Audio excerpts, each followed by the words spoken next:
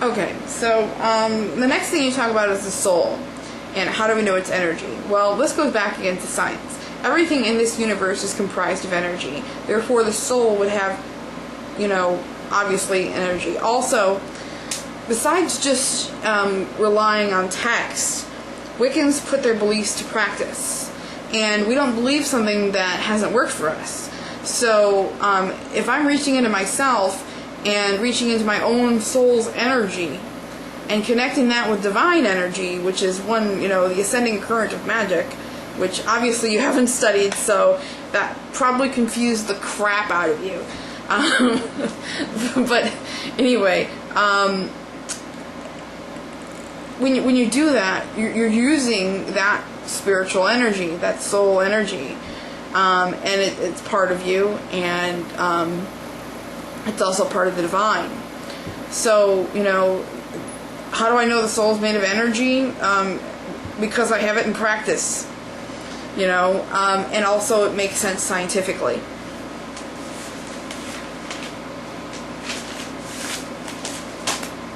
Let's see.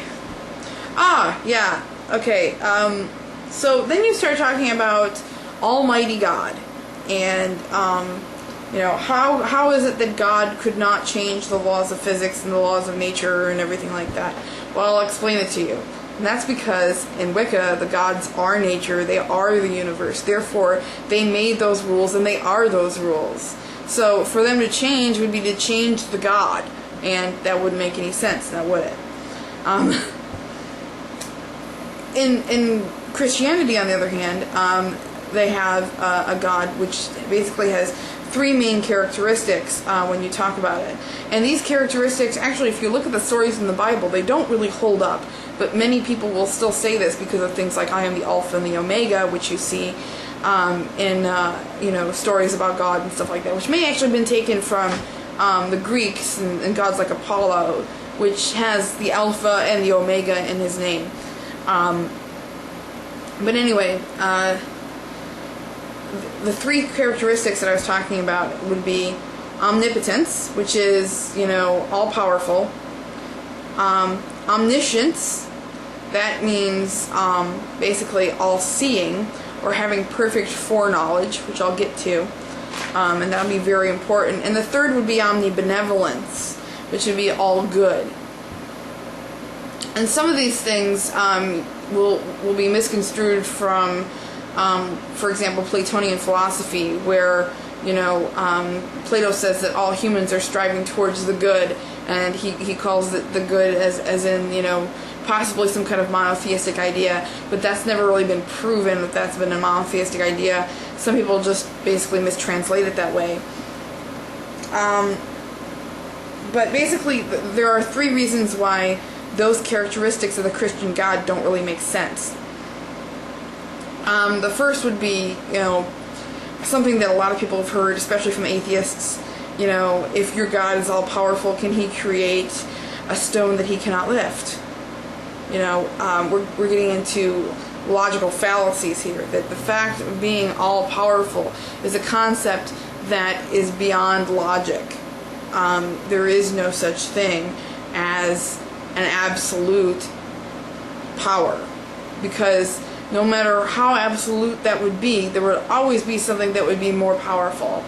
We're talking about things like infinity and, what is the absolute of power? It's really, try to wrap your mind about it for a second, because it's not going to fit, not really. So basically, we reject the idea of absolute or omnipotence within a deity. There is no such thing as omnipotence in this universe. And because our deities lie within the universe, that wouldn't make sense. Now, there is a question for a lot of Christians of whether or not God lies outside of the universe. Since he created the universe, he must lay outside the universe, or if he is within the universe and able to interact.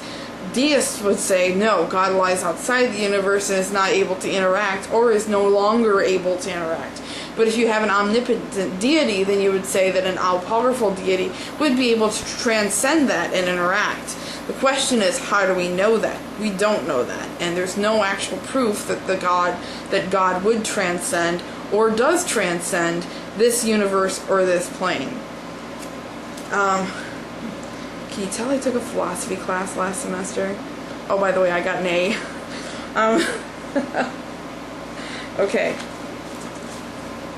So, on to omniscience. This is one of my favorite arguments within philosophy, okay? So let's talk about this a little bit. And St. Augustine talked about it too and tried to do like a little dance around it, omniscience, but it didn't really work very well.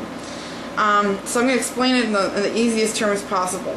Christians believe in something called free will, but they also believe that their God is omniscient, which means, all-seeing or having perfect foreknowledge. That means at the beginning of time, God knew all the concurrences during all the amounts of all the time before He created anything. He knew everything that was going to happen.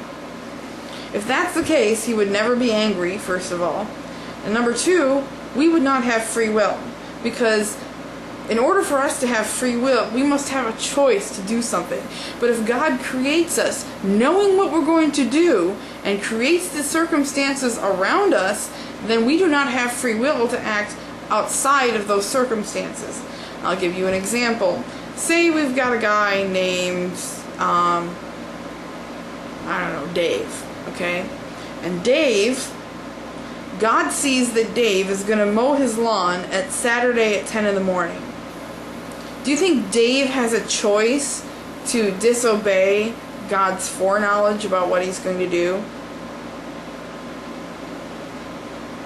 Therefore, Dave does not have free will. Now, I think it's the Calvinists. They actually do believe that there is no such thing as free will, and that we're basically at kind of like we're the puppets of God or something like that. I don't know if that's exactly right. I'll probably get smacked by a Calvinist for saying that. But basically, that's the exact reason why omniscience does not make sense. Not in the slightest, really. So, and there's other examples that I can bring up, but I'm getting short on time. Here I am coming up on my second video, and I've only gone over a couple points. Let's see.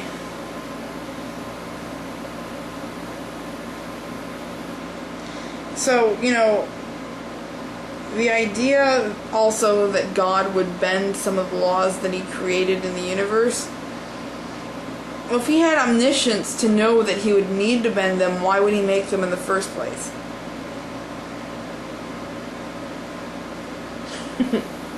The third will be omnibenevolence, which I'll have to cover in the next video. But basically we'll get into a very common argument within philosophy called the problem of evil.